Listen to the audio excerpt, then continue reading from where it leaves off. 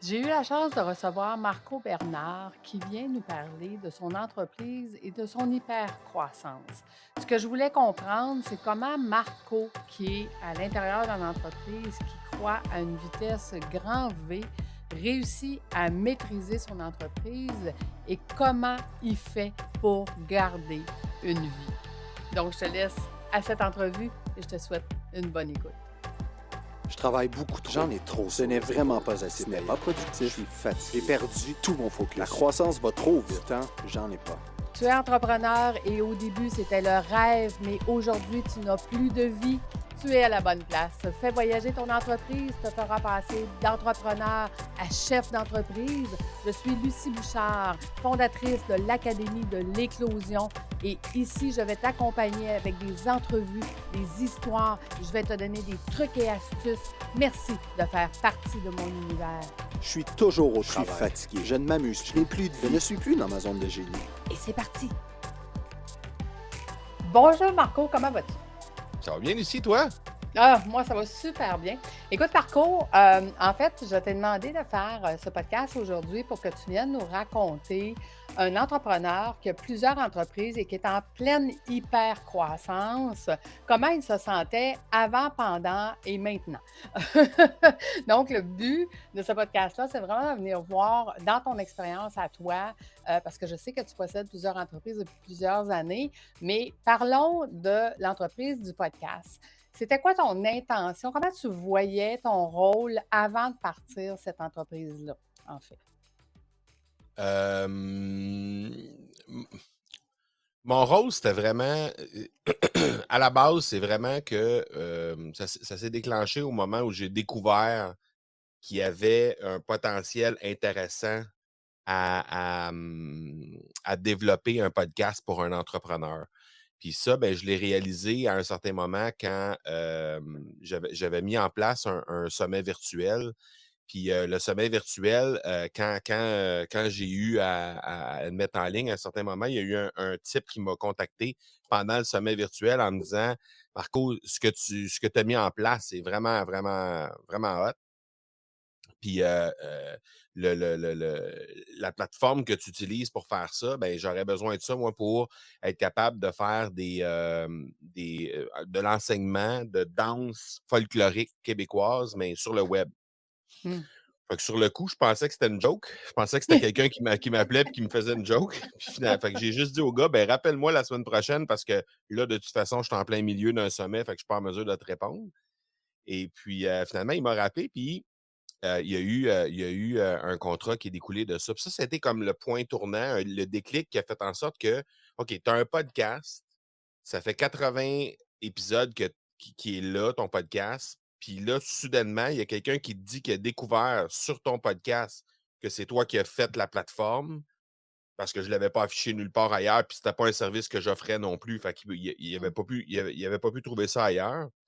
Puis là, ben, il est venu vers moi pour ça. Fait que là, j'ai dit: «OK, il faut absolument que je puisse être capable de mettre en place, la logistique derrière qui fait en sorte qu'aujourd'hui, on puisse être capable de mettre en place un podcast et bénéficier des résultats comme moi, j'ai pu bénéficier».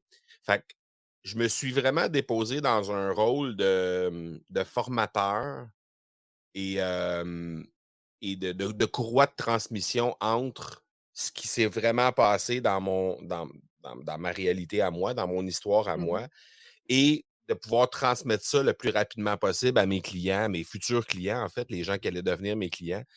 Et donc, au départ, c'était vraiment dans une posture de formateur. Fait que j'étais celui qui faisait la formation, j'étais celui qui avait mis en place la formation, qui avait, qui faisait tout dans le fond, tu sais, je veux dire littéralement, le site web, les pages pour la conversion, les pages pour éventuellement avoir des gens qui viendraient déposer leur courriel dans des aimants à clients, tout ce qui se passait derrière, OK. les courriels pour communiquer, tout ça, c'était tout moi qui faisais ça parce que, ben, au départ, c'était le formateur qui a travaillé avec, une douzaine de clients pour faire la formation bêta puis mettre ça en place. Mais après coup aussi, c'était vraiment de faire connaître ça le plus possible. Ça a été très long parce que, ben, tu sais, au départ, tu sais comment ça fonctionne. Tu sais, je veux dire, quand tu as une entreprise sur le web, il faut que tu te fasses connaître. Puis se faire connaître, ben, ça prend le temps que ça prend. Puis, tu sais, le podcast, oui, ça aide à se faire connaître, mais je veux dire, si tu veux te faire connaître plus rapidement, à un moment donné, ben, faut que tu commences à regarder du côté de la publicité. Il faut que tu commences à regarder du côté de faire autre chose que juste du podcast, peut-être te faire Mmh. voir sur d'autres médias sociaux. Parce que oui, tu peux le faire en mode podcast puis dire, OK, ben, c'est un marathon, puis de toute façon, d'ici 5 ans, 10 ans, 15 ans, je vais être super connu, puis ça va se faire. Ou tu peux décider de jouer sur plusieurs tableaux en même temps, puis être en mesure d'avoir des résultats plus vite. Fait que, dans le fond, pour répondre à ta question, pour revenir à ta question initiale, c'est ma première posture, c'était vraiment une posture de formateur avant de commencer à penser à je suis un dirigeant d'entreprise, puis j'ai-tu une équipe à mettre en place, puis je peux-tu mobiliser des partenaires autour de ça, puis des fournisseurs qui vont venir m'aider pour alléger le travail en cours de route, là. Mais originalement, là, ton épisode 01, c'était quoi ton intention avec ton podcast? J'avais aucune intention. C'était vraiment de. Parce que mon podcast est arrivé avant tout le modèle d'affaires, si tu veux, de l'Académie du podcast. Parce que mon premier podcast, c'était l'accélérateur. Puis l'accélérateur était lancé en 2017, à mai 2017. Puis l'Académie du podcast a vu le jour en novembre 2018. OK. Donc, en fait, j'ai fait mon bêta dans l'été de 2018, là, mais Mmh. le lancement officiel au grand public, là, ça a été en novembre 2018. Fait que, 1 an avant le bêta, puis 1 an et demi avant le lancement officiel, en fait, de l'académie. Fait qu'au départ, dans l'accélérateur, c'était vraiment en fait, c'était pour remplacer mon blog. Parce que j'avais un blog qui fonctionnait quand même bien, mais j'étais un peu tanné de ça. Tu sais, j'avais appris beaucoup de choses, j'avais dévoré des formations en ligne, puis des conférences, puis des ci, puis des ça, pendant des années, pour venir à bout de comprendre un paquet d'échecs, puis ben, je veux mieux dire des apprentissages, mais c'était Mmh. carrément des échecs d'entreprises qui n'ont pas fonctionné en cours de route. Puis en essayant de comprendre ça, bien évidemment, tu apprends un paquet d'affaires, puis là, tu dis: «Ah oui, si j'avais fait ça, ça serait pas produit de cette façon-là, blablabla». Puis là, à un moment donné, ben, en cours de route, tu te rends compte que tu as des connaissances, puis que c'est intéressant de transmettre ça aux gens. Fait que j'ai commencé à vouloir transmettre ça aux gens via blog pour commencer. Après ça, il y a eu LinkedIn qui s'est présenté. J'ai bénéficié vraiment d'une super belle notoriété puis une belle visibilité sur LinkedIn pendant des années. À un certain moment, j'ai délaissé ça pour le podcast, justement. Oh, ça n'a pas été instantané, là. Je veux dire, j'ai diminué. Au début, je faisais les deux, podcast, blog. Après ça, j'ai intensifié le podcast. Fait que j'ai diminué un peu le blog parce qu'on a quand même juste 24 Mmh. heures dans une journée. Puis après ça, c'est LinkedIn graduellement qui s'est éteint. Ben, pas éteint, mais je veux dire, dans le sens que je Ouais. mettais moins de temps dessus, puis éventuellement, ça va revenir. Mais là, au moment où on se parle, c'était ça. Fait que, ouais. OK. Mais là, tu avais dans le fond, quand tu as décidé de lancer l'Académie du podcast, tu avais aussi d'autres entreprises à ton Ouais. actif, là? OK. Mhm. Et comment, fait que quand tu as vu qu'il y avait une opportunité et tout ça, à ce moment-là, tu t'étais dit combien de temps tu voulais mettre l'épaule à la roue, l'effort pour partir ça, pour qu'il y ait à ton niveau à toi ou à ton désir à toi, là, la réussite que tu voulais? Je vais être bien franc avec toi, là, je me suis jamais posé cette question-là. OK. Fait que mais tu es conscient que quand on part en entreprise, on met souvent l'épaule à la roue. Là, tu as déjà un autre business, tu es en train d'en partir un autre. Fait qu'à un moment donné, tu te dis: «Je pourrais pas faire ça tout le temps, là. Je pourrais pas avoir Non, tout le temps 2 business, puis mettre l'effort clairement des pas. 2 puis tout ça». Donc dans ton plan à toi, dans ta tête, tu disais quoi? Tu disais-tu: «À tel moment, il va falloir que je prenne une décision», puis c'était clair? Ou tu as dit: «Je Ah, ça va dépendre comment ça va aller»? décision, tu veux dire par rapport aux 2 entreprises que j'opère maintenant ou aux Aux 3 2 entreprises à entreprises, l'époque? l'effort que tu OK, mets, que tu es obligé de te lever à 5 heures puis de finir à 7 heures, ouais, puis tu sais, l'effort que ça prend à partir une entreprise, en fait, là. ouais. Hem, Tu sais, dans la vie, moi, je suis vraiment une tête de cochon, là. Vraiment, vraiment, là. Fait que quand je décide de quoi dans la vie, je décide de quoi, puis ça prendra ce que ça prend pour le faire. OK. J'ai décidé que je le faisais, je le fais. Puis ça m'a coûté bien des choses dans la vie, puis ça m'a aussi rapporté bien des choses dans la vie. Mmh. Moi, je Mmh. continue de penser que cette caractéristique-là, parce que je peux même pas la qualifier je peux même pas qualifier ça de qualité ou de défaut parce que ça dépend des circonstances. Oui, Pourquoi exact. ça te rapporte, puis des fois, ça rapporte pas. Mais, mais c'est ce qui fait que quand je me lance dans un projet, tu sais, on a vécu ensemble le projet du fameux premier bootcamp de l'Académie du Mmh. podcast. Bon.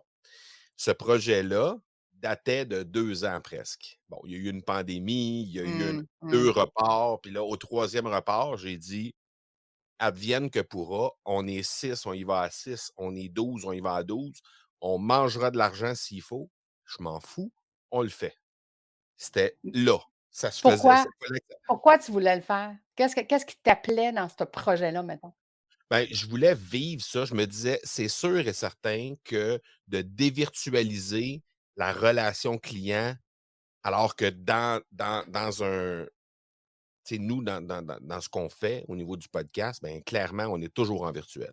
Tu sais, je Mmh. veux dire, quand tu animes un podcast, tu n'as jamais le contact direct avec ton monde, Mmh. à moins d'organiser des meet-up Mmh. qui sont des endroits où les gens peuvent venir te rencontrer. Il y a pas cette possibilité-là. Fait que j'étais convaincu qu'il y avait une plus-value derrière le fait de joindre les gens, de mettre les gens ensemble, puis de pouvoir leur permettre de créer en fait, de transformer cette relation virtuelle en relation présentielle, en relation humaine complète, si Mmh. on peut dire. Tu sais, que c'était pas juste du virtuel.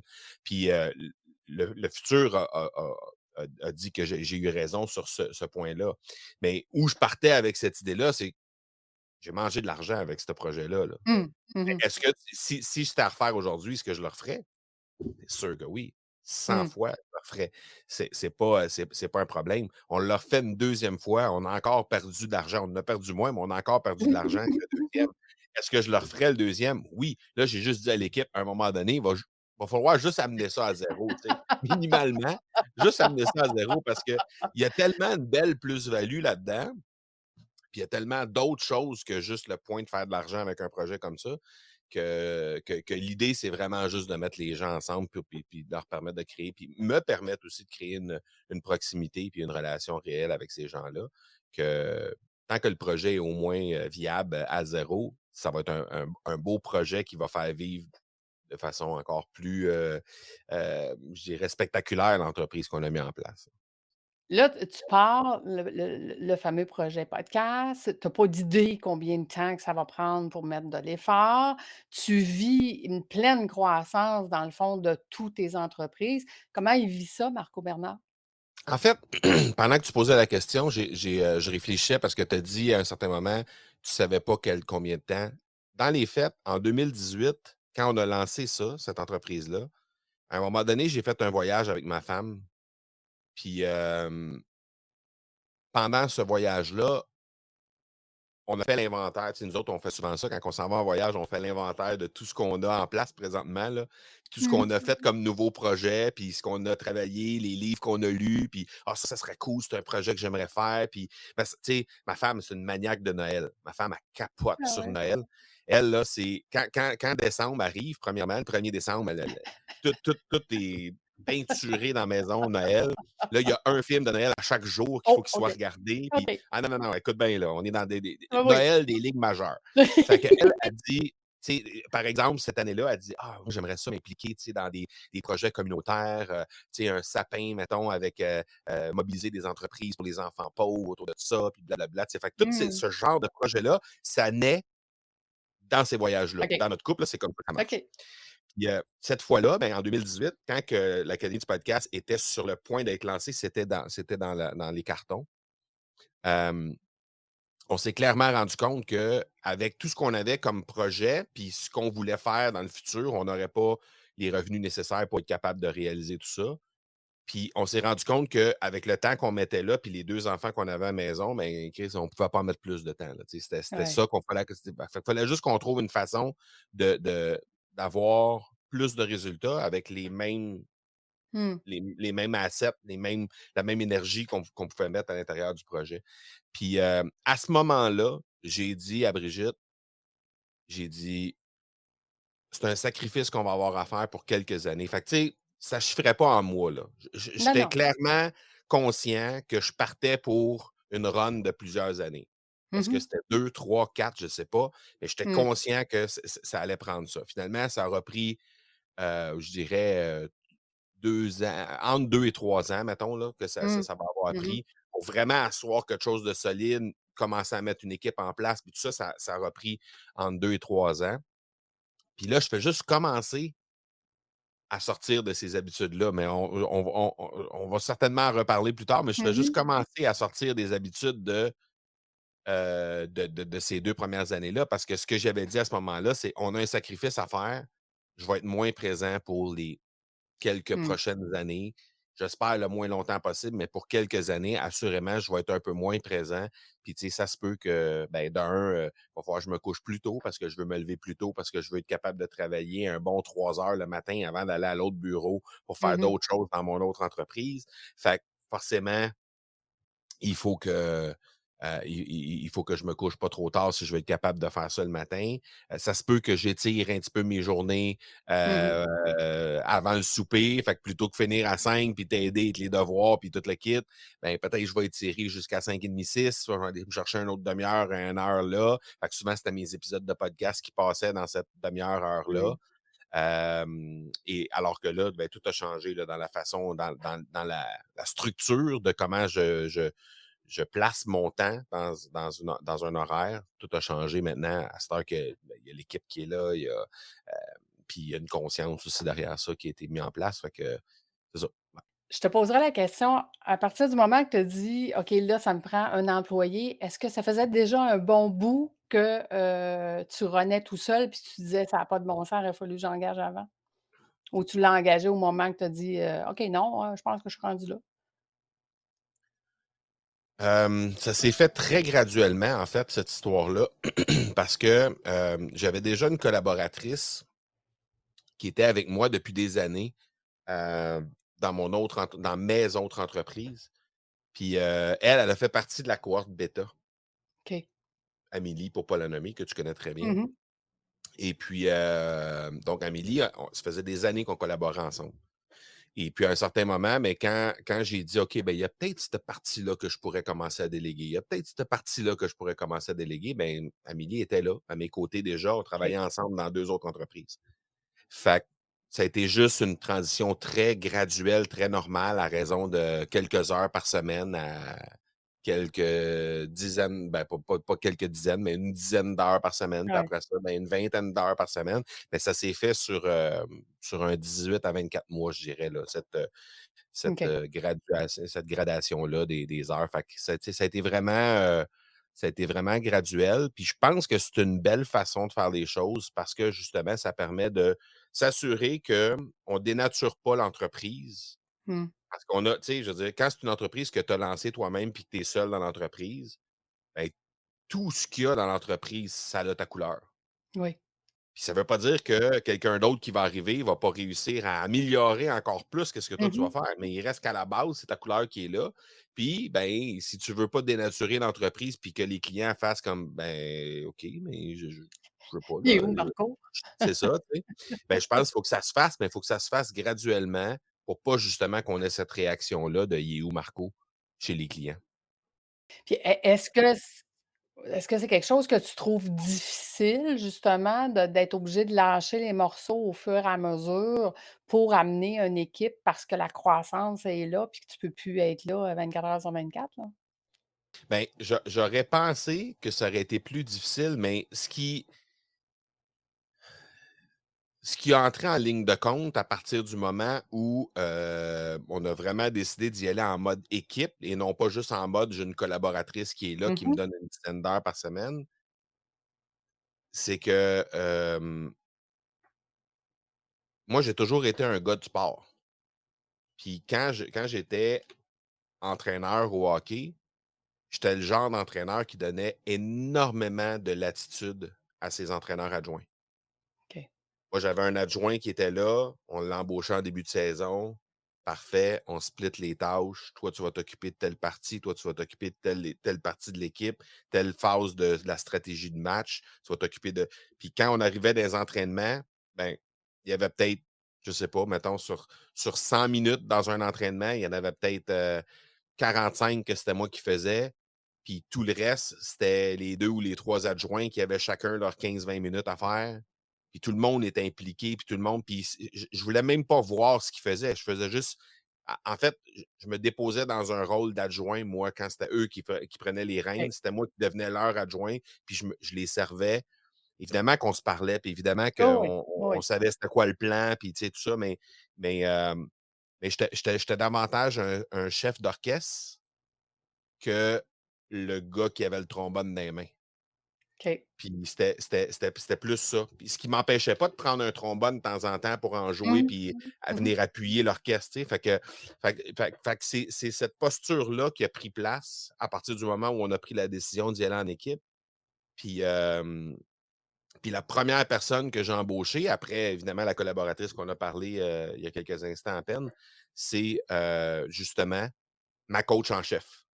Donc, OK. c'était moi, à ce moment-là, je me déposais même pas dans un rôle de coach en chef, je me déposais dans un rôle de propriétaire d'équipe de hockey, mettons, qui OK. venait d'embaucher un directeur général, entraîneur-chef, qu'elle, elle allait s'entourer puis elle allait, mettre en place, l'équipe que ça lui prenait. Puis, OK. tu sais, on continue de se réunir. On a des meetings à chaque semaine. On a des meetings d'à peu près 1 heure à chaque semaine, où on parle de vraiment l'ensemble de l'entreprise. Puis, mais c'est vraiment elle qui dirige l'équipe. C'est vraiment elle qui est là en support à l'équipe. C'est vraiment elle qui puis OK. maintenant, ce que moi je fais, ben, c'est ce que j'ai besoin que ce soit moi qui fasse.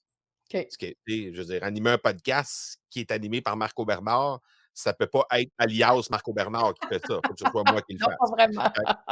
C'est ça. Fait que, tu sais, les choses que ça doit absolument, obligatoirement être moi qui fasse, c'est moi qui les fais. Heu, mais sinon, pour le reste, là, vraiment, on s'en va vers, on n'est pas encore parfaitement intégré avec tout ça, mais c'est vraiment décentralisé chez nous. C'est le contraire, c'est les gens qui me disent: «Moi, j'ai besoin de ça, ça, ça, Marco», je tu sais, c'est eux qui me disent qu'ils ont besoin de moi plutôt que l'inverse. OK. Donc, toi, tu avais déjà compris par le fait que tu avais de l'expérience en sport qu'une entreprise avec le PDG, donc président, directeur général, qu'il y avait vraiment des rôles distincts entre le directeur général et le président. Puis toi, tu t'as dit: «Moi, je suis propriétaire président, là. Directeur général, ça, c'est à quelqu'un d'autre». Fait que tu avais Ouais. déjà compris ça. Est-ce que tu penses d'avoir compris ça, ça t'aide énormément dans la croissance que tu vis? Je pense que oui. Puis je pense que, tu sais, en tout cas, ça apporte beaucoup plus de points positifs que ça va apporter de points négatifs. Parce que Mmh. les points négatifs que ça peut apporter, clairement, c'est qu'à un moment donné, il va y avoir des erreurs qui vont se faire. Juste avant qu'on embarque Ouais. dans l'enregistrement aujourd'hui, je suis en train de scanner mes courriels, puis je vois un courriel de l'équipe. L'équipe a envoyé un courriel, puis on a envoyé un lien justement parce qu'on veut faire agrandir l'équipe. Oui. Et puis, on a envoyé un lien pour un formulaire pour que les gens viennent déposer leur candidature, puis on a envoyé le mauvais lien. Oh! Oups. Ben ça, c'est le genre d'affaire qui peut arriver. Mmh.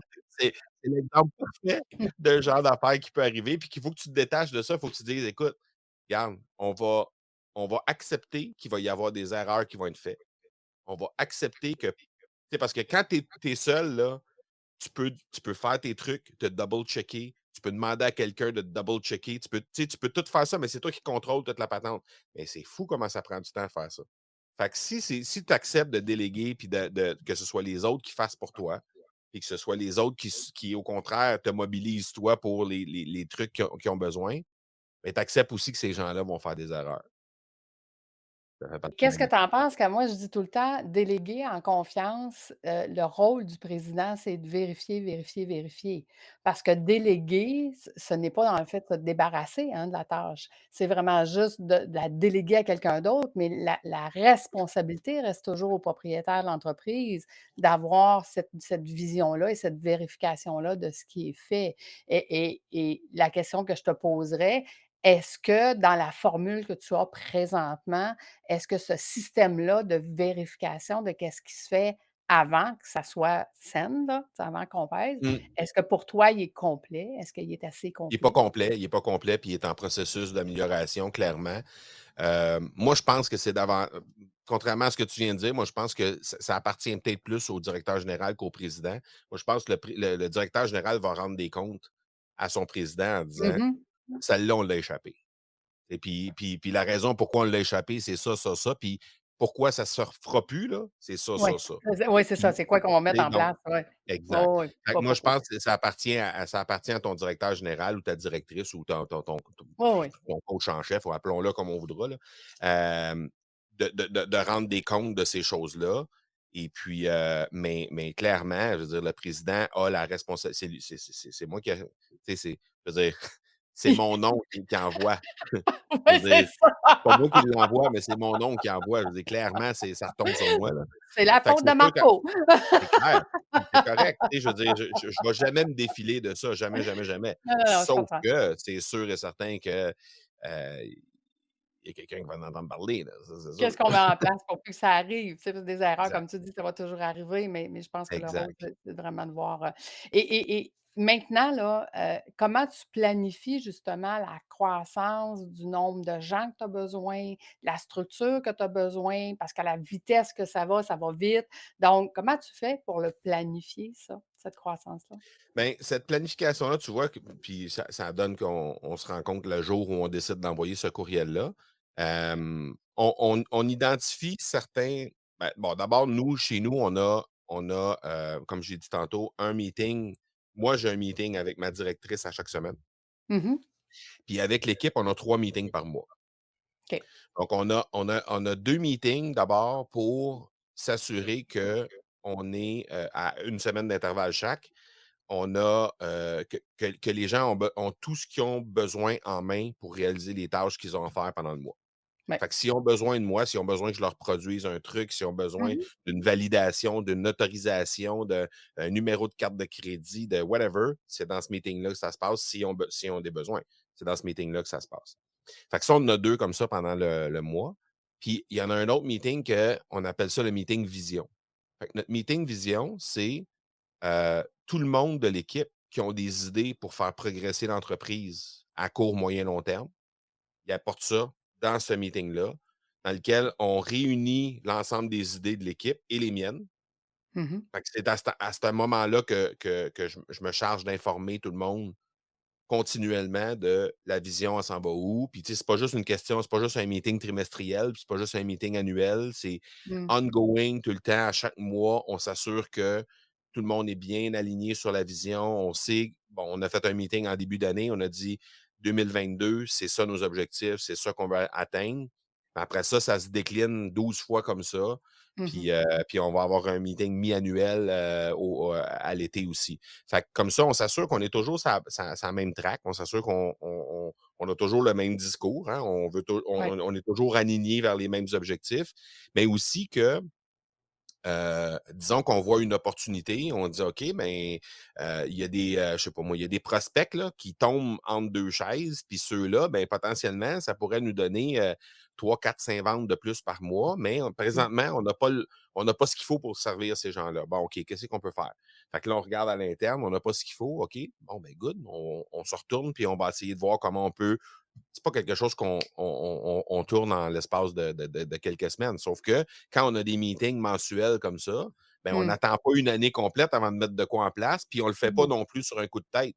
On a le Non. temps d'en discuter, on fait du back and forth avec les gens, les partenaires, les gens qui sont là dans l'équipe, puis on s'assure que tout le monde est bien aligné, puis qu'il n'y a pas une idée de génie qui pop, puis à un moment donné, hey, avoir su que ça, ben là, on aurait fait ça de telle On aurait manière en fait. place, tu sais. Donc, ça, je pense que ces meetings-là, c'est des meetings qui sont hyper importants. Puis c'est pas nécessairement des meetings qui sont bien longs, là. Ça dure 30, 45 minutes. Des fois, ça dure une Mmh. heure, mais c'est rare. D'habitude, c'est un 30, 45 minutes. Mais, puis c'est probablement les meetings les plus motivants pour les employés parce que, ben, ils ont l'impression toujours d'être dans le secret de OK, il s'en vient quoi dans les 3 prochains mois? Il s'en vient quoi dans Hey! Ah oui, Marco, il a eu une idée de puis mais Marco, Dieu sait qu'il y en a des idées, là. Fait que Marco, il a eu une idée de génie, puis ça va être hot, mais tu sais, peut-être le mois suivant, on va s'apercevoir que l'idée de génie, c'était juste un fad, puis, finalement, on verra pas ça. Mais tu sais, on les dépose, puis on les laisse vivre, on les laisse Ouais, vieillir, tu sais, on les laisse mûrir au fur et à mesure, puis on en reparle. Fait que il y a jamais rien qui se fait sur un coup de tête de cette façon-là. Puis ça nous permet de mieux étaler. Puis pour appuyer encore plus sur la question que tu as posée, c'est souvent ce qu'on va faire, ben nous, chez nous, tout est documenté. OK. Donc, quelqu'un qui fait une tâche présentement, ben, demain matin, c'est Lucie qui vient faire cette tâche-là chez nous. Ben, tout est documenté de A à Z de OK, l'étape 1, c'est ça, l'étape 2, c'est ça. Puis c'est Mmh. tout documenté en vidéo, puis tu sais, donc on sait exactement où s'en aller. C'est pas tout à fait finalisé à 100, mais je dirais on a à peu près, je dirais un bon 70-75 des tâches qui sont faites dans l'entreprise qui sont documentées au moment où on se parle. Puis je pense que d'ici la fin de l'année, on va être pas trop loin du 100. Fait que ça, ce que ça fait, c'est que ça nous permet de à l'occasion, mettons qu'on a un nouveau projet qu'on veut tester, ben, on peut dire: «OK, y a-tu quelqu'un dans l'équipe qui pourrait juste nous tester ça à petite dose pour Mmh. partir?» Projet pilote. Puis c'est ça. Puis si ça marche bien, ben, après ça, on ouvrira les valves, puis on ira chercher peut-être de l'externe, tu sais, on ira chercher quelqu'un d'autre. Puis si on peut faire ça, ben, peut-être la personne va nous répondre: «Ben oui, je peux le faire, mais ça va être serré dans ma semaine».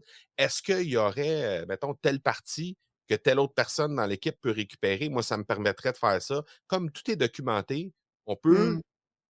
tu sais, il y a certaines tâches que, tu sais, par exemple, des tâches techniques, ben, il y a certains membres de l'équipe qui sont plus qualifiés pour faire Mmh. ça, mais il y a certaines tâches aussi qu'on peut très bien envoyer sur n'importe quel membre de l'équipe, puis ça fonctionne. Fait que quand Mmh. on peut faire ça, ben là, à ce moment-là, oups, graduellement, on peut dégager puis essayer de tester des trucs. Puis l'autre chose après, c'est que graduellement, ce qu'on se rend compte, c'est que au fil du temps, les membres de l'équipe deviennent de plus en plus pointus dans leur expertise. Mmh. Fait qu'à place d'avoir un membre de l'équipe qui fait, mettons, 6 ou 7 tâches différentes, là, graduellement, ben, comme on ajoute quelqu'un dans l'équipe, ben, cette personne-là va faire une partie plus précise. Fait que là, on enlève une ou 2 tâches des 6-7 qu'il y avait au départ, elle tombe à 5. On en ajoute un autre, on tombe à 3 ou 4. Fait que graduellement, on raffine vraiment ce que la personne fait à l'intérieur de l'équipe. Puis, ben ce que ça va faire en sorte, c'est qu'à un moment donné, on va se retrouver avec, OK, on a une personne qui s'occupe du service à la clientèle, c'est cette personne-là. On a Ouais. une personne qui s'occupe des montages techniques, puis qui dirige l'équipe technique, c'est cette personne-là. On a une Mmh. personne, tu sais, fait que là, on va vraiment tomber dans des trucs moins, ben, tu sais, on peut pas faire ça au départ parce qu'on n'a pas assez Non. de volume de tâches pour avoir une personne qui s'occupe de Mmh. ça. C'est pour ça qu'on a plein de tâches qu'une personne va faire, mais graduellement, on se raffine pour faire en sorte qu'on va tomber vraiment dans la zone de génie de cette personne-là. Heu, Encore là, moi, je pense que ça sera pas pendant l'année en cours, ça va être probablement plus dans l'année prochaine, mais en 2023, d'après moi, on va tomber dans des trucs là, où on va vraiment être dans la zone de génie de chacun des membres de l'équipe puis ça va être magique parce que là, tu vas savoir précisément, il y a tel truc qui se passe, il y a tel dossier qu'on veut mettre en route, parfait. Ça appartient à tel département. C'est cette personne-là, paf, ça s'en va là. Donc, ça OK. s'en vient. Ouais, Ça arrive combien de fois encore que c'est Marco qui prend les tâches pour compenser? très rarement. OK. Fait que donc ton équipe est assez, fait que quand l'équipe fournit plus, c'est là que tu rajoutes quelqu'un. Ah, puis oui, oui, oui, oui, oui. Puis en fait, ce qui arrive, c'est que la façon qu'on a bâti notre truc, c'est que la directrice générale, c'est elle qui vient compenser. OK. Puis elle, comme c'est elle qui a mis en place tout le processus de documentation des processus chez nous, ben, elle les a toutes vues, les Mmh. processus. Fait Mmh. que ça veut pas dire qu'elle est hyper qualifiée pour Non, tous les processus, mais elle est capable de les faire. elle est capable de les faire, elle est capable de Fait compenser. qu'en backup, c'est toujours elle qui vient OK. là. Fait que c'est très, très rare que c'est moi qui va devoir, tu sais, Très, très, très, très rare. Il y a des choses qu'on n'a pas encore on n'a pas encore quelqu'un dans l'équipe pour le faire, puis pour les raisons qu'on a dit juste un peu plus tôt, on n'a pas encore le volume nécessaire Mmh. pour le faire. Tu sais, exemple, je sais pas moi, mettons, je sais pas, on a, ben, par exemple, on fait un challenge, puis on a du contenu à créer pour ce challenge-là. Ben, on n'a pas nécessairement l'expertise à l'interne pour le faire, parce qu'il faut bâtir ça d'une certaine façon, à mon avis. C'est moi qui ai cette expertise-là, puis je tiens à le faire parce que c'est moi qui va le livrer. Fait que ça, ce bout-là, c'est encore moi qui le fais, puis c'est correct. Là, tu sais, on est en train de tout revisiter, notre processus d'acquisition, dans les challenges, même si ça va super bien, mais on est en train de revisiter ça au Mmh. complet parce qu'on se rend compte qu'il y a des bouts qui sont un peu, obsolètes puis qui mériteraient d'être, revampés. Fait que puis quand je dis «on», là, ça c'est littéralement, c'est moi qui revisite au complet. Je revisite le contenu, je fabrique le contenu, puis après, je vais aller faire les slides qui vont aller avec. Parce que, ça pourrait être quelqu'un d'autre qui fait les slides, mais je veux que les slides, je veux être capable d'échanger, le matin quand il arrive de quoi, je vais être capable d'ajouter une slide pour être en contexte, pour être vraiment dans le flow de ma livraison de promotion. Fait que ce bout-là, tu sais, il y a des gens qui pourraient dire: «Ben oui, mais tu pourrais le faire faire par quelqu'un d'autre». C'est vrai, je pourrais peut-être le faire faire par quelqu'un d'autre. Puis il n'est pas dit qu'éventuellement, ça n'arrivera pas, qu'il n'y aura pas, certaines parties de ces trucs-là qui vont être, déléguées à quelqu'un d'autre. Mais au moment où on se parle, je trouve j'ai trop besoin d'être proche de cette livraison-là pour le déléguer. Donc, ben, c'est pour ça que je dis qu'il y a certaines parties encore Ouais, que c'est moi qui fais, mais par choix. C'est pas par OK. obligation. Là, on est plusieurs années plus tard, ton entreprise va bien. Marco, il pourrait enlever le pied du frein, de la pédale à gaz, excuse-moi, mettre un petit peu le pied sur le frein. Heu, qu'est-ce qui va faire que Marco va décider que: «OK, je peux ralentir, là»? Ben, je ressens pas cette envie-là au moment où on se parle. Fait que c'est pas, c'est pas sur la table au moment où on se parle. Moi, j'ai encore énormément de plaisir à faire ce que je fais. Non, mais dans le Heu, sens où est-ce que tu es encore à compenser le matin? Est-ce que tu es encore à compenser le ah, soir? Est-ce que OK, est-ce que tu es tu veux dire au encore niveau là? d'énergie puis tout ça. Ouais. Ben, ça, depuis, quelques semaines, en fait, depuis, un retour de voyage d'Europe, il y a quelques semaines, hem, en fait, j'ai réalisé au retour de ce voyage-là, en écoutant un épisode de podcast d'un podcast que j'aime beaucoup, heu, que ces cycles-là les cycles de production puis de vouloir, tu sais, parce que, bon, comme dans n'importe quelle entreprise, il va y avoir des moments où tu dis: «OK, là, on fait une Mmh. acquisition, on développe un nouveau service, on ouvre un nouveau département, on déménage». Bon, ça nécessite plus d'efforts, plus de temps, plus d'énergie, c'est inévitable. Puis dans une Mmh. entreprise, il va toujours y en avoir des choses comme ça.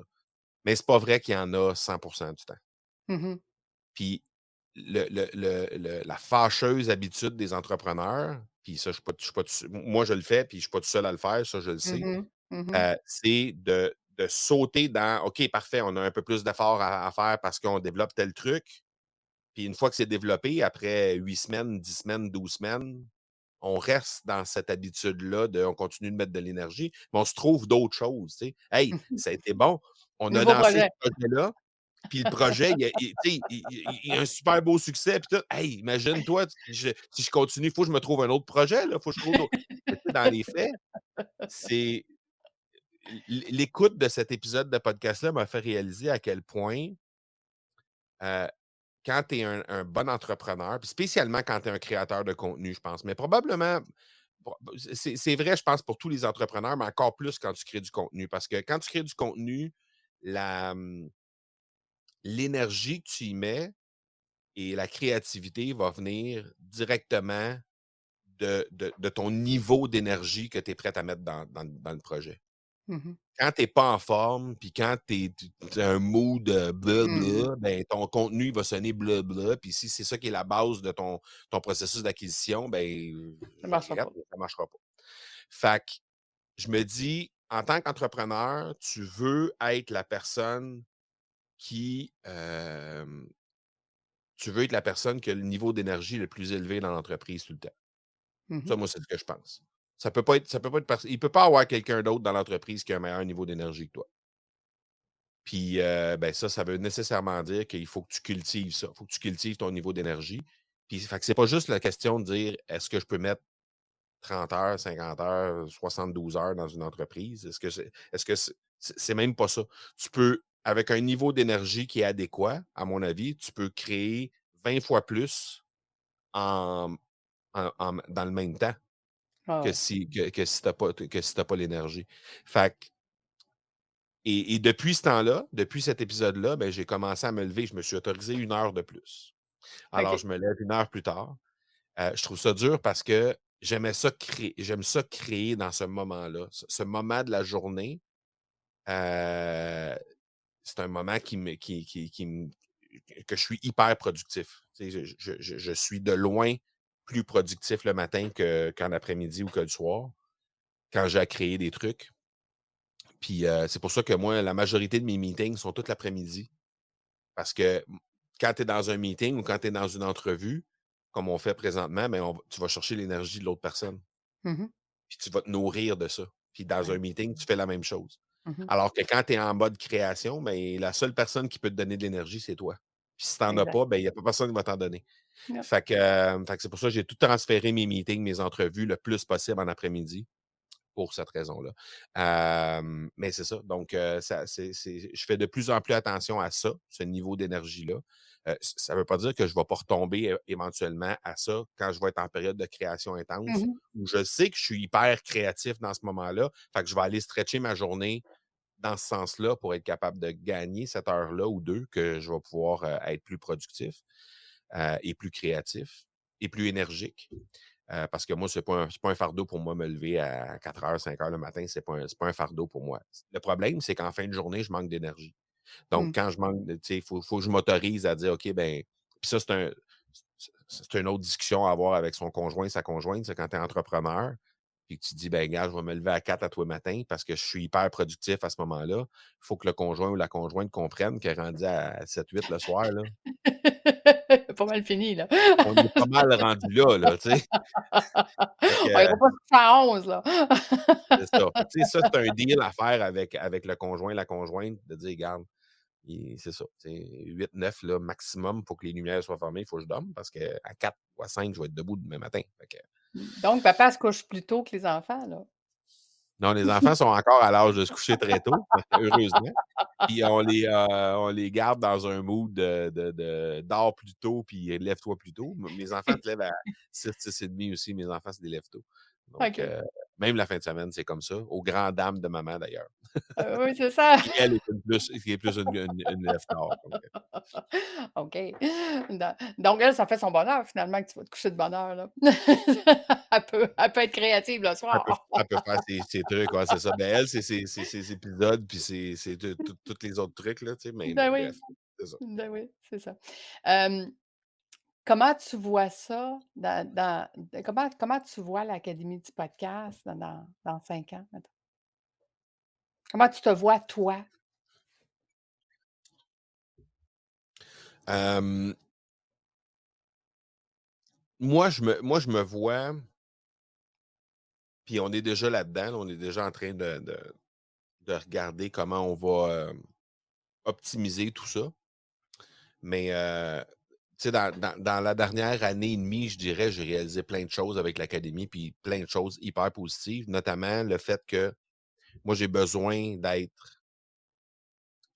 en gang. Mmh. J'ai besoin de vivre le trip de gang qui vient du sport, hein, qui vient Mmh. de cette ancienne vie-là qui était là, puis que j'ai quitté parce qu'à un moment donné, il y avait des parties de cette vie-là qui devenaient très nocives pour mon énergie, puis mon mental, mon moral, puis c'est la raison pour laquelle, à un moment donné, j'ai fait comme: «Non, OK, ça suffit». Mais le fait de vivre en groupe, le fait d'avoir toujours des gens autour, le fait de pouvoir côtoyer, des gens en présentiel, de bâtir des trucs ensemble, de vivre des trips de gang, ça, j'ai réalisé que ben, en fait, j'ai réalisé, je le savais, sauf que on dirait que je l'ai comme réalisé encore plus que parce qu'il y a eu la pandémie, il y a eu, le fait qu'on ne pouvait pas voir grand Mmh. monde. Puis il y a eu le fait que j'ai cessé d'avoir cette, puis le fait dans le monde du sport, ça a cessé, mais ça aussi, ça a cessé graduellement parce que je suis passé d'entraîneur à directeur général président à président. Fait que plus on s'en va en cours de route, ben, Mmh. le président, il est encore là avec la gang, mais il vit moins le trip de Mmh gang mh. que Mmh. l'entraîneur qui, lui, est au centre de tout le Absolument. le le le le trip. Puis avant ça, il y avait eu ma carrière de joueur. Fait que, tu sais, dans le fond, plus ça allait, moins moi, j'étais Mmh. dans le trip de gang. Puis quand je l'ai revécu avec, entre autres, le bootcamp où, tu sais, à chaque fois qu'on a des moments où on réunit des gens, comme Mmh. la semaine passée, on avait une immersion, on avait au-dessus de 50 personnes. Tu sais, ça, ces trips-là, c'est tellement ça me drive comme ça a pas de bon sens. Donner une conférence à Paris devant 1 800 personnes, c'est comme OK, ça Mmh. là, Mmh. beaucoup plus de ça. Fait que Encore beaucoup plus, s'il fait vous plaît. c'est ça. Fait que, tu sais, la beauté d'une entreprise comme l'Académie du podcast, c'est que tu peux gérer les trucs que tu mets de l'avant, puis créer ces occasions-là le plus souvent possible. Mmh. Tu sais, Mmh pas des mh. choses qu'on peut mettre à toutes les semaines de l'avant, mais c'est des choses qu'on peut mettre très certainement 3, 4, 5 fois par année Mmh mh. pour créer ces moments-là, puis faire en sorte que, hey, wow, attends un petit peu, là, tu sais, non, on est la gang, on vit quelque chose, on est, tu sais. Fait que, fait que c'est ça. Fait que, où je vois l'académie, mais je vois une académie qui va me permettre, continuer de me permettre de créer ces moments-là que je souhaite avoir et avoir de plus en plus. Hem, une académie qui va me permettre aussi d'avoir une belle équipe autour de moi. J'ai déjà cette belle équipe-là, mais une équipe peut-être encore plus grande. Je pense qu'à terme, d'ici 3 4 ans, je pense qu'on peut être peut-être une petite équipe de entre 10 et 20 personnes, je pense, là, Mmh mh. on pourrait être là-dedans. Puis graduellement, ben, pas, sans dire enlever le visage de Marco sur l'Académie du podcast, mais graduellement commencer à mettre d'autres visages à travers ça, de laisser la place à d'autres visages pour faire en sorte que, euh, ben, ça enlève de la pression sur Marco, d'abord. Ouais, Ça, c'est la vraiment. première chose. Mais aussi, tu sais, de façon très, comment dire, très cartésien, ça, ça valorise l'entreprise aussi parce que le jour où Marco est plus là, Mmh mh. ben, l'entreprise a continué à vivre quand même, c'est plus juste le visage de Exactement. Marco. Je pense qu'on est déjà en route sur ça. On a déjà de plus en plus d'activités que c'est plus Marco qui est à l'avant-poste. Mais ça va continuer d'y aller au rythme que ce qu'on a dit au début, c'est-à-dire pour pas que les clients disent du jour au lendemain: «Oups, ben, c'est drôle, moi je pensais que c'était Marco, puis finalement Marco, il est plus là». Mais il faut pas que Ouais. ça se fasse de cette façon-là. Mais graduellement, ça peut se faire en cours de route pour faire en sorte que, hem, on atteigne l'objectif, mais qu'en même temps, il y a pas personne qui soit brusqué là-dedans. Ouais, tout à fait. Ben, c'est ce qu'on appelle faire une pérennité de l'entreprise, hein. L'entreprise continue sans toi, puis qu'éventuellement tu puisses redevenir le propriétaire, sans être ni le P, ni le DG, ni le le créateur, Exactement, c'est en plein ça. Fait que d'emmener c'est ça le l'entreprise. plan, Lucie, c'est exactement ça le plan. Moi, je pense que d'ici, comme j'ai dit là, 3 4 ans, je pense que ça Mmh. va être un horizon, moi, je me disais, tu sais, quand je vais croiser, le cap de la cinquantaine, j'aimerais être assis dans cette Ouais. posture-là de, tu sais, puis on en connaît plein des gens là qui ont des belles entreprises qui progressent sur le web, Ouais. qui sont des entreprises, des multi-7 chiffres, là, qui sont des belles entreprises Ouais. avec des belles petites équipes, mais ces personnes-là sont pas plus mobilisées pour autant, tu sais, Non. sont là au moment où ils ont besoin d'être là, dans pour tous les types de clients, là, à partir du client qui investit 2 000 jusqu'au Mmh client mh. qui investit 50 000. Je veux dire, mais à la hauteur de, puis il crée ces moments-là, il crée ces programmes-là, il crée comment dire, les interactions avec ces Mmh mh. clients-là à la hauteur de ce qu'ils veulent mettre de l'avant. Tu sais, Ouais. à un moment donné, quand tu crées un programme, tu le mets en place, puis ce programme-là, à un moment donné, après X nombre d'années, ne correspond plus à ce que toi, tu as envie de vivre, tu l'arrêtes le programme, puis c'est tout. Tu sais, je veux dire, tu Ouais. remplis ce que tu as à remplir comme, comme obligation dans le programme. Puis après, tu mets la clé dans la porte, puis tu en pars un autre qui correspond à ce que tu as envie de vivre à ce moment-là. C'est ça la beauté des entreprises sur le web spécialement. Parce qu'une entreprise de brick and mortar, c'est un petit peu plus difficile à faire ça. Tu peux pas dire, OK, ben, je mets un produit en place sur le marché, puis du jour au lendemain, ben, ce produit-là, la couleur, elle ne m'intéresse plus, fait qu'on change ça. Tu sais, dans les Mmh. faits, Mmh. c'est un peu plus difficile, là, tu sais, parce qu'il y a un paquet de. Ça englobe un paquet d'enjeux qui sont autres que le projet me branche plus, tu sais. Fait que, mais sur le web, c'est tellement agile. Tu sais, on peut tellement se revirer de base sur un dizaine puis dire OK, à partir de maintenant, mais c'est plus ça, ça va être ça. Puis ça prend quelques jours, quelques semaines, puis c'est tourné. Là, tu sais. Fait que c'est la beauté du web. Là. Ouais, mais je t'inviterais peut-être à réfléchir, autrement, dans le sens où est-ce qu'un programme qui fonctionne pourrait facilement être franchisé, être mis à la couleur de quelqu'un d'autre et de continuer. Tu sais, ce que j'ai vu à travers les entrepreneurs, à travers les années, tu sais, «Hey, mon entreprise, je l'ai amenée ce que je voulais l'amener, puis aujourd'hui, elle me drive plus, fait que je la ferme, je la vends, puis je m'en vais ailleurs». Puis moi, je dis tout le temps: «Ben non, reste propriétaire, puis mets d'autres personnes qui vont avoir le désir, la couleur de vouloir le continuer, mais toi, continue d'être rémunéré pour ce que tu as créé, ce que tu as bâti». Tu sais? Clairement. Fait que, je veux dire, il y a Ouais. plein de façons de Ah ouais. faire, tu sais, partenariat, association, affiliation, tu sais, nomme-les toutes, là. Il y a plein, Ouais. plein, plein de façons à faire. Donc, peut-être juste de penser que tout ce que tu crées a une valeur, puis peut avoir une valeur pour quelqu'un d'autre à partir du moment que toi, tu es parti sur un autre projet. Parce qu'il y a des créateurs, c'est un peu ça, hein, la problématique. C'est qu'ils ont le goût de créer et c'est dans la création qu'ils se retrouvent. Fait que quand un coup que Ouais. c'est créé, que c'est rendu à terme, c'est comme: «Ah, ben là, c'est plate, fait que je veux C'est faire comme d'autres choses». c'est le jouet Yep. qui a servi beaucoup, puis à un moment donné, bah, il y a un nouveau jouet qui arrive, puis c'est ça. Mais tu as raison là-dessus, puis mais c'est vrai qu'en tant que créateur, on a aussi la fâcheuse habitude de penser que si nous, on n'est plus là, Mmh. ça n'aura plus la même saveur, hein?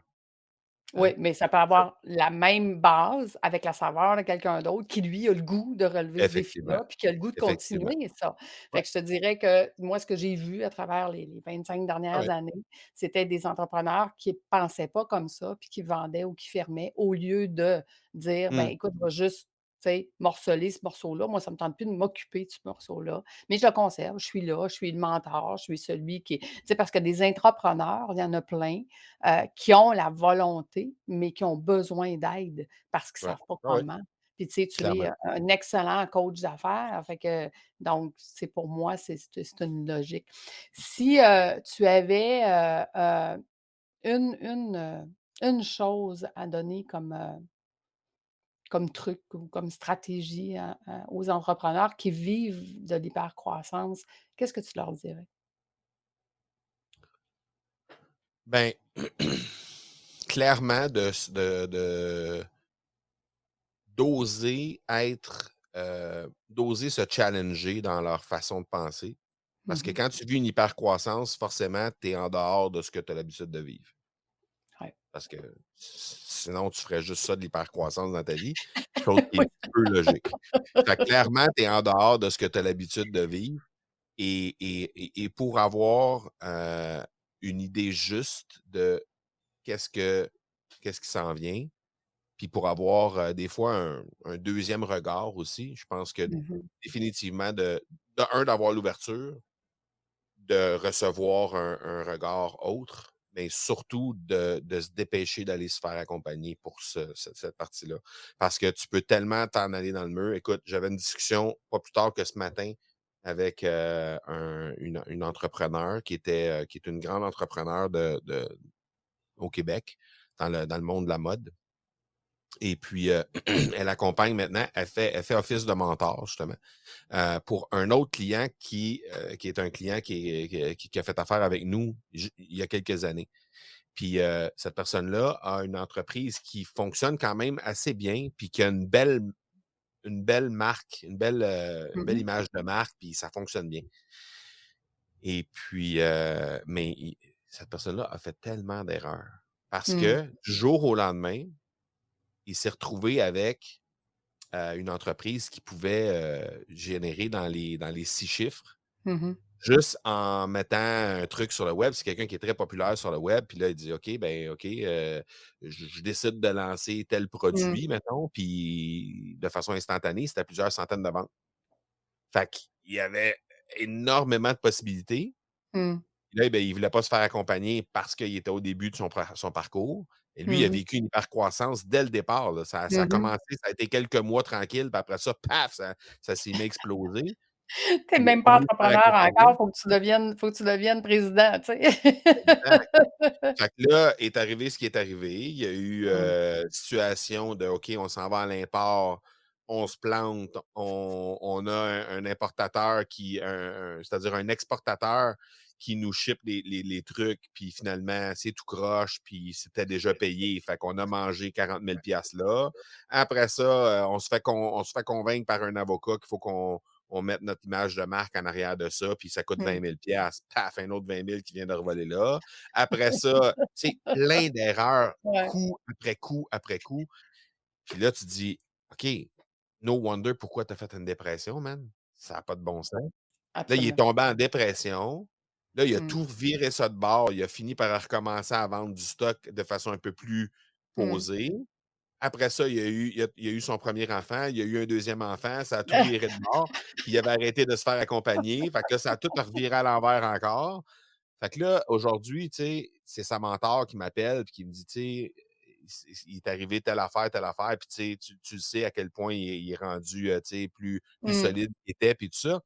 Je dis: «Oui, c'est vrai, tu sais, mais c'est quand même encore l'ancien entrepreneur. Là, je suis Absolument. content de savoir que tu l'accompagnes, puis que tu es là à côté, puis que toi, tu Ouais. roules une business dans la mode depuis X nombre de X Ah ouais. dizaines d'années», tu sais?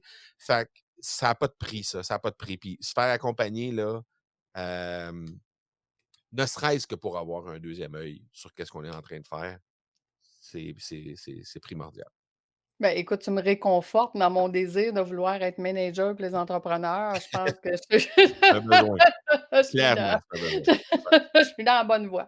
Fait que, ouais, écoute, Marco, grand merci. Merci d'avoir pris le temps merci à toi. avec moi. C'est beaucoup de pépites pour les entrepreneurs qui viennent pas comme toi du monde des sports, puis qui pensent pas comme ça, hein, tu sais, moi, j'ai vu souvent des employés qui partaient leur entreprise, puis qui avaient encore une mentalité d'employé, puis qui apprennent, comme tu dis, à la dure, devenir un entrepreneur. Puis après ça, comment on fait pour devenir un président? Hey, ça, c'est un autre step, là.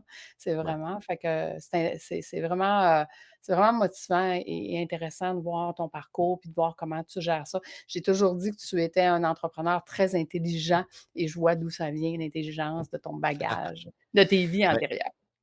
merci. Ben, oui, effectivement, tu sais, je veux dire, quand tu as eu 21 entreprises, là, Ouais. tu les as toutes faites les gaffes à peu près, là. À un moment donné, c'est En correct, tout cas, tu en évites plusieurs. c'est ça. Mais clairement, tu sais, puis j'ai pas dit ça à la fin, sachant que c'était ça que tu faisais. Tu sais, si j'avais été bien accompagné, au lieu d'avoir 2 entreprises aujourd'hui, je n'aurais peut-être 12 là, tu sais? Absolument, absolument. Et je l'ai pas été. Fait que, puis tu sais, je serais peut-être plusieurs fois millionnaire. Puis là, je cours Écoute. encore après mon premier million. Fait que c'est ça la différence. Oui, mais maintenant que tu le sais et que tu es accompagné, ça va changer, tu vois? Exact. Ça, c'est vrai. Tu as raison. Après le premier, ça sera on courra après 5, Ah, après 5, le on le courra après 1er, 10. c'est toujours le plus difficile à aller Ah chercher. ouais! Après ça, les autres, ça vient tout seul. Exact. Mais 1 million d'actifs ou 1 million d'argent, ça, c'est différent. Ah, c'est vrai.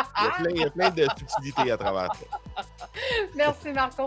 Merci à tout le Merci à toi. monde d'avoir, écouté jusqu'à la fin. C'était un grand privilège pour moi de recevoir Marco Bernard de l'Académie du podcast. Merci tout le monde. Merci Marco. Au revoir.